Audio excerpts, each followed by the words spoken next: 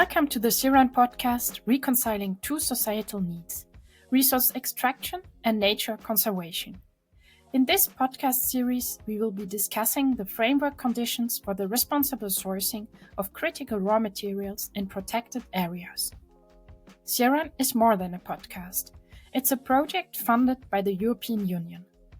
We are Anita Stein and Luís Rosendo, and part of the project team, and over 7 episodes, we'll explore key aspects of this complex topic with our invited experts. Today, we will focus on supply chain resilience and risk management. We will delve into the complexities of global supply chains, explore strategies for building Europe's resilience, and uncover keys to effective risk management in sourcing critical raw materials from protected areas. We are joined by Dumitru Fornea, who is the Secretary General of the National Trade Union Confederation MERIDIAN from Romania. He is also a member of the European Economic and Social Committee.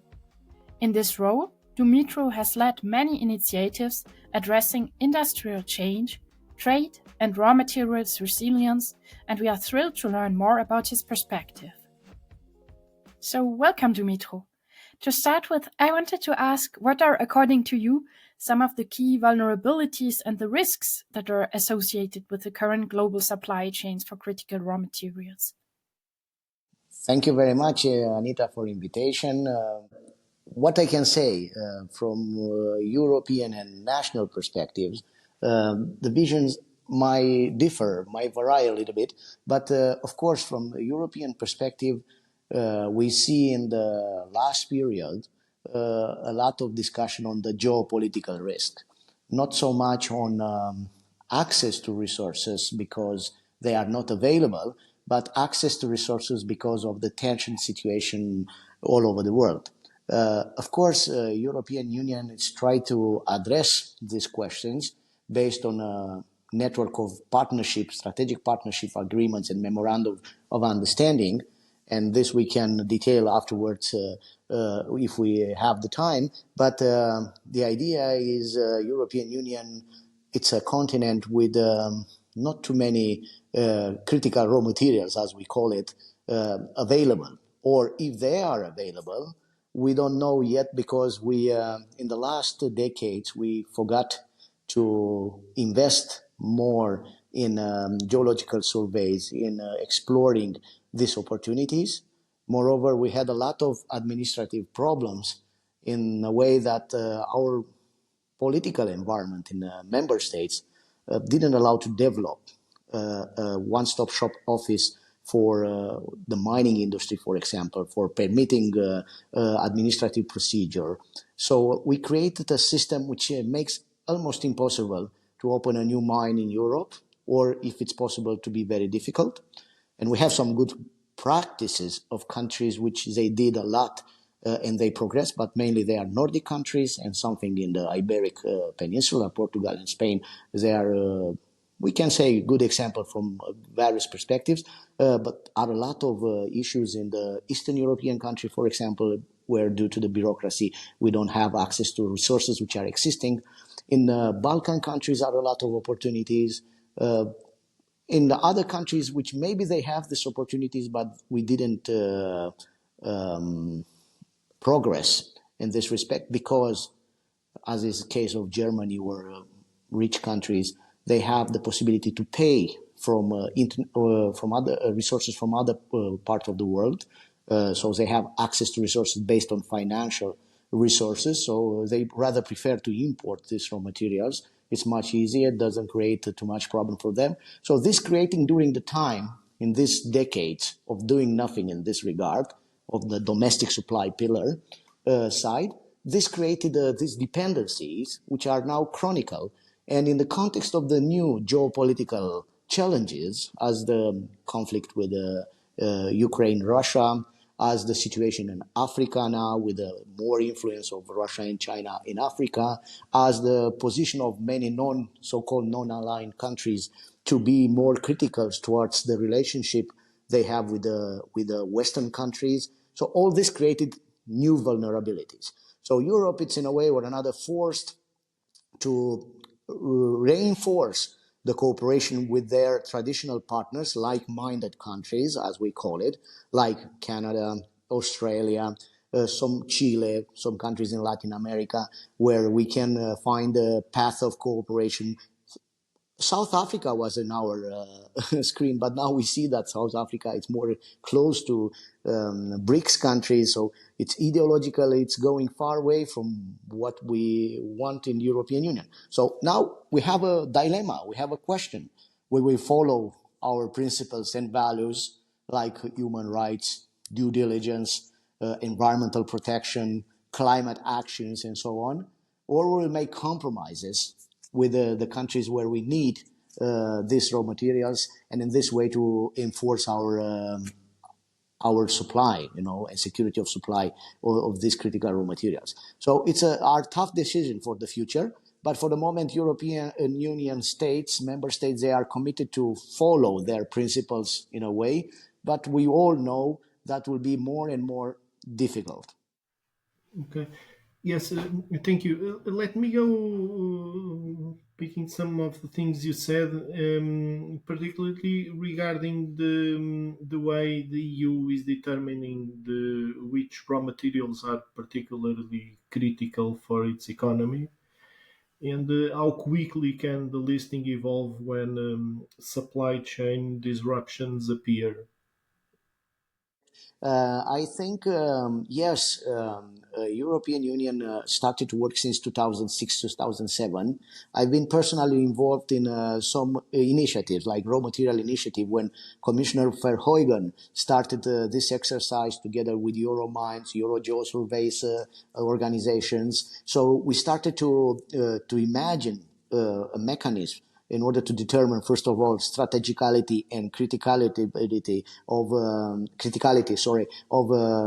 raw materials. And this was based on I might say, on a North American experience. I remember Professor Rod Eggert from the Colorado School of Mines from United States. He presented a book which was of the United States academies, was said minerals, critical minerals, and strategical minerals in the United States economy, or something like that was the name of that book. That book has been presented as methodology, as everything, has been presented in the commission. And I remember that the commission, which established meanwhile a group which was Raw Material Supply Group, has established a committee based on the interest of many companies from this industry, raw materials, but also geological surveys and also clients, consumers of raw materials. They established this committee where has been established first list of critical raw materials. This happened in 2011, if we remember. And that time was 14 critical raw materials, which has been on that list. Afterwards was the second list. In 2014 was 20 critical raw materials. So we see that in 3 years was 2 years was the term, the cycle of proposing new materials on that list. The third one was in 2017, was 27 critical raw materials. The fourth was in 2020, 30 critical raw materials. And now we are in 2023 with 34 critical raw materials. So in average, we can say that was 2 years, 3 years maximum, the cycle, and where somebody came and they tried to introduce new materials. For example, in 2023 has been introduced the helium, feldspar, coking coal, arsenic, manganese, copper even, and nickel, phosphorus. Mm-hmm. But sorry to interrupt you. That raises more risks in what concerns the supply chain disruptions, right? Yes, indeed. And I have a lot of discussion whether this is the best way. When once you proclaim something that is critical, normally you have to know yourself about that, not to share with the international markets, or your competitors. Because once they know that you put that on the critical list, you imagine what will happen with the prices on the global stock exchanges and so on. So we don't know if this method will work in the future. If will be this list, this should be somehow confidential, In the United States, the strategical list, I think it's very confidential. You have one thing which is declared, but in reality, nobody knows exactly what the United States is considered to be strategical minerals, and mainly are related with the nuclear industry, with before was beryllium, but meanwhile the Americans, they are the main providers of beryllium for European nuclear power industry. So I think these lists are important, but are not everything. For us in Europe, of course, as a line of actions for the future, it's to assess what we achieved with the promotion of this critical mineral lists, say CRMs. What we achieved until now. Did we consolidated our actions? In a way, yes, because it's a awareness raising in many member states. So many member states, first of all, realize that they have a potential, like Portugal, like Spain, like Romania, like Bulgaria, Sweden, Finland. They know that these minerals they have are important. They know also that they have to do something in order to have the leverage, so to improve the situation of the country, of the industry, to attract new technology, to attract new investments, and also to be a player in the technological game, because the stake is not to be exploiting country, to be a raw material supplier.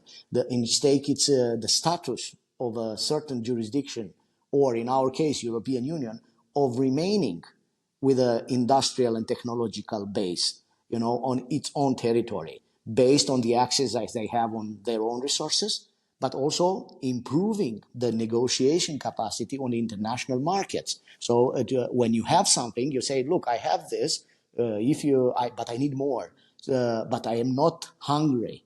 Because if you send a signal that you are hungry on the international market, imagine that what will happen there with the prices, and will be even worse like before. So that is the last thing we have to do in terms of communication. We have to leave it very clear that in spite of the fact that European Union is not the richest continent on raw materials in the world, because we are an old continent with a lot of industry before 200 years of industrialization and so on. So we have a deep impact on our resources, genuine resources, but we have huge potential in terms of secondary raw materials like mining waste, like metal scrap, like whatever, even in the consumption for the circular economy. So you have to send these clear messages that you have your own resources, you have your own capacities, you have the technology to process these new types of resources. But in the same time, you want to keep open the access to the international markets, and in this way to guarantee that for future investors from China, from United States, from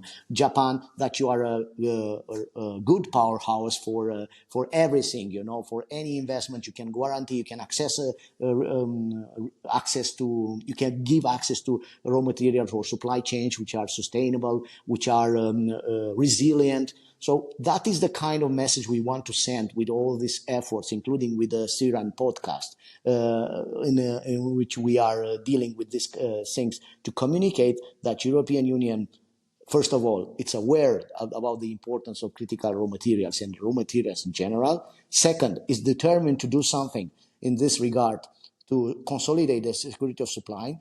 Third, it's committed to respect sustainability principles and the campaign globally on climate change, on reducing pollution, water protection, and so on. So we want to integrate all these aspects, and we want to send finally a signal that we are open for business, we are open for investments in these fields which needs these critical raw materials.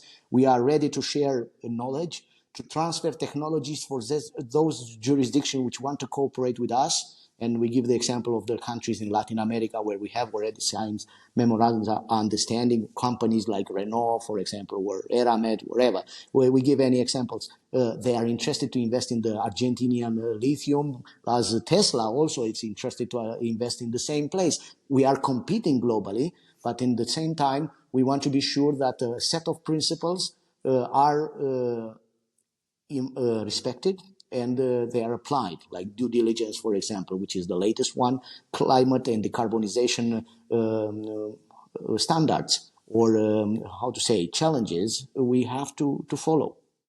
Thank you, Dumitru. I would like to pick up on something you mentioned at the beginning concerning strategic partnerships. So, you are the rapporteur of an opinion of the European Economic and Social Committee on Kazakhstan. And I think in this role, you are quite familiar with the partnerships on raw materials that the EU and Kazakhstan signed in 2022. And since then, the EU has been signing several other partnerships with other countries in the world. Could you perhaps explain which role sustainability plays in this and also in other partnerships? Yes, we are still working on this opinion on Kazakhstan. It's ongoing, to say this. Uh, the latest signals, the visit of President Macron, for example, in this country, in a context in which France, for example, has been affected very toughly in their interest in Africa, in relation with the countries like Niger or Chad and so on, was very interesting move from the French side, because the French, they didn't work too much on Central Asia. And now, after this involvement of the French president, afterwards came Mr. Cameron from the United Kingdom in Kazakhstan. Also, Terhi Hakala, which is the High Representative of the European Union in Central Asia, also consolidated a lot the dialogue between European Union and this country. I think we have created the premises for a strong and consolidated cooperation with countries like Kazakhstan. Of course, in this stage, Kazakhstan is very interested to sell its products, which are not only in the area of energy minerals, but also non-energy minerals, but also energy minerals like oil, like uranium, like gas. So they have plenty of possibility. In fact, in Kazakhstan are around 54 minerals which are necessary for the European economy. Are some issues related with the logistic aspects, the access towards the European markets, because this countries being landlocked, they have supplementary challenges. In this regard, the European Union tried to be involved in developing the infrastructure, but without a cooperation with countries like China, which they have their own projection on this region, I think will not be very easy to secure these corridors throughout Central Asia. If the Chinese, they have a better job, an easy job to do it, the connection between, for example, Beijing and Astana, it's more complicated, the connection between Astana and Brussels, no, to say it. It's the ex-corridor Nabucco. It's a corridor which has been planned with other countries in Eastern Europe, was called Traseca. The access to the European markets remains the main challenge. The second is what you said, the sustainability principles, because European Union has this legislation on due diligence. In United States, you have Fragment Act, you have other pieces of legislation. So you need to be sure that your partners are comfortable with you. Our strategic alliance with the United States didn't allow us to disregard this aspect, when it's something very strange or problematic. But in the same time, we have our high standards in the European Union. So how we follow this, how we succeed to implement these standards, or to recommend to our partners to follow these standards, it's a matter of our diplomacy and leverage, because if they become important partners with big quantities of mineral which is exported, or we have exchanges of technologies, like, for example, automotive plant, which is established in Kazakhstan, that can consolidate our relations with these countries and can open the political will towards our ideas. Sorry to interrupt you, but to make a question about precisely the diversifying of the supply sources, because are we talking about the new countries, or the due diligence, as you said, for instance, is bringing actual countries, but that were not dealing with Europe before? Yeah, we have some discussions in this regard. For example, country like Colombia, we discussed about the impact of the carbon at the border, carbon adjustment tax at the border, and also with the due diligence in relations with these countries, Colombia, Peru, Ecuador, where they have a lot of other issues, violence against civil society organizations or employers organizations. They have a lot of issues regarding the environment. It's not an easy theme. And sometimes the certification processes are very costly. And many countries and many actors from small and even bigger countries, if they are bigger, they have power and they have the feeling that they do not have to comply with the request from the European Union. They have to sell just on international markets to global traders, so they don't care what the European Union wants. The traders, of course, might impose, because a lot of our raw materials in Europe are provided by big traders. I give an example, Glencore, for example. It's provided a lot of raw materials and commodities which Europe needs. Glencore is present in many countries, and as Glencore are other organizations, intermediaries, which they are the main provider of these raw materials, unfortunately. Not necessarily the mines that we have in our countries. So we have to look very carefully to this model, because when we say that we have a problem with some companies, we should have a backup, because if we don't have a backup, we'll have serious problems with the supply of raw materials. And imagine what will happen if in Wolfsburg, the raw materials which are necessary for the cars will not arrive in time. What this will have as an impact, myself as a trade unionist, this is the only reason I am in this discussion about raw materials.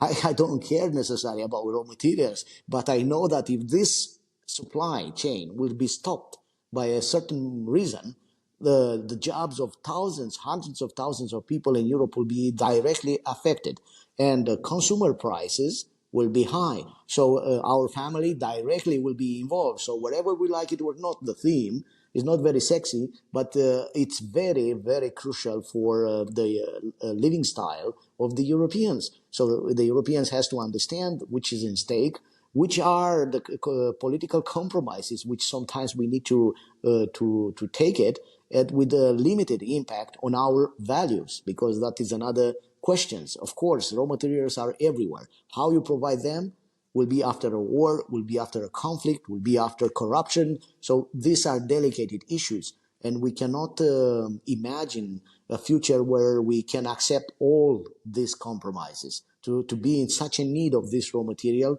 than to be in the situation to accept everything, So this is why it's necessary to build a policy on raw materials, to build strong partnerships. And in theory, if you build strong relationships with Canada, Australia, already you have half of your needs insured, because these are continental countries which have the same values as us, like-minded countries, has been said before. We have memorandums of understanding with them, so it's very easy to work with them. Of course, we don't have the best prices, because you have to go in low-income countries and so on. But low-income countries are coming also with other risks, like non-respect of human rights, non-respect of the decent work, and other problems, environmental disaster, and so on. So it's up to Europe what wants to do to build supply chains, which are sustainable and are in the same time environmental responsible, human rights responsible, and so on. Or we will just be in the situation to pick up raw materials from any place in the world, and that is the business.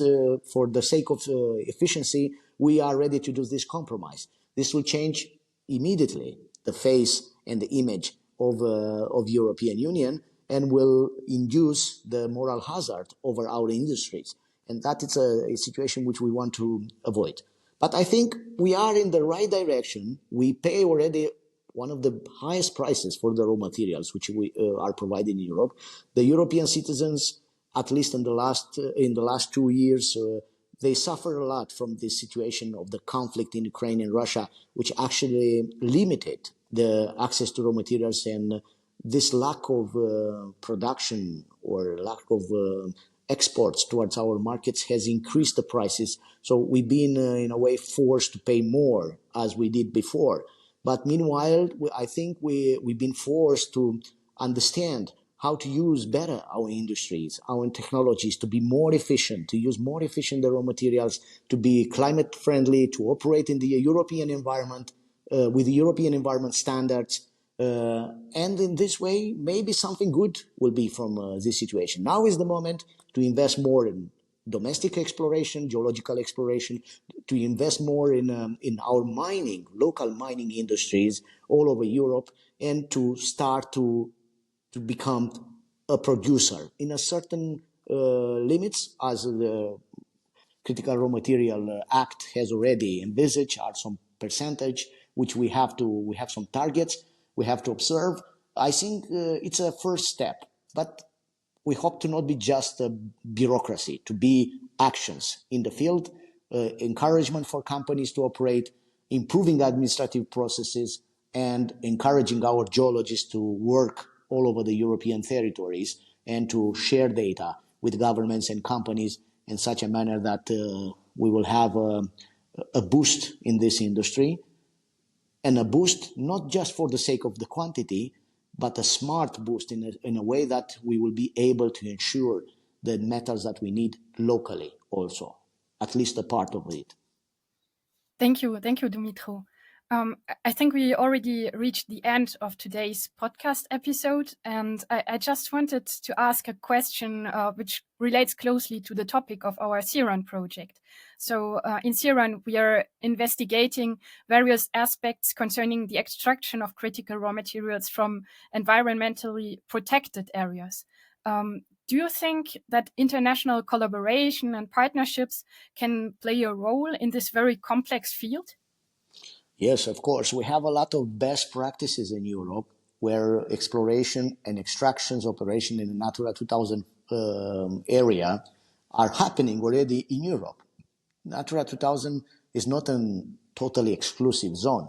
You can operate, but you have to observe some principle and some protections measures which are taken to ensure the continuity of that special natural place. So it is important to use these experiences which we have all over Europe. Also, it's important to use the results of some projects, like, so, for example, ProMine projects in Finland and all over Europe has been worked on the technologies to recover the metals from the waters, for example, environmental friendly technologies. All this can be used. Also, we need to create a market for these technologies in order to encourage the young engineers, scientists to work in this field, to try to find ways how we can extract what we need, but not to affect the environment, to preserve the diversity of the areas, not to go on the same path. Before was very easy. You identify the mineral, the mineralization, so you go for it. No, now it's a more intelligent approaches. You put a lot of prices on soil protection. Before, the soil was nothing, you just remove it and hallelujah. No, now are a lot of approaches which can be improved, but for this it's important to involve scientific community, people which understand this kind of projects in a holistic manner. So you need not only geologists, not only miners, you need also other professions to work in this, from biological field, from, water protection, pedology, are many sciences which can contribute in limiting the impact on environment, and in this way being able to operate in areas where these minerals are occurring, because that is the problem. Sometimes these minerals are not where we want to be. They are in some places, and some of them they didn't been touched before, and this is creating a huge problem from environmental point of view and conserving environment. It's not an easy task, but it's in our own interest to understand that if we want to continue the mining industry, geological activity and so on, it's very important to be responsible towards the environment, to be responsible towards communities, and also to preserve something for the future generation. So I think without these values and principles, the mining industry doesn't have a future. And we saw how tremendously changed in the last period, where you have departments for corporate social responsibility, environmental departments in the mining industry. So it's not what was before, and will be even more complicated in the future. But in the same time, we will have technologies to assess and information and data. Don't forget about AI that will provide huge capabilities of assessment, which will improve the model of mine in such a manner that the impact will be very limited. Imagine what is happening in the medical science with the paroscopic interventions.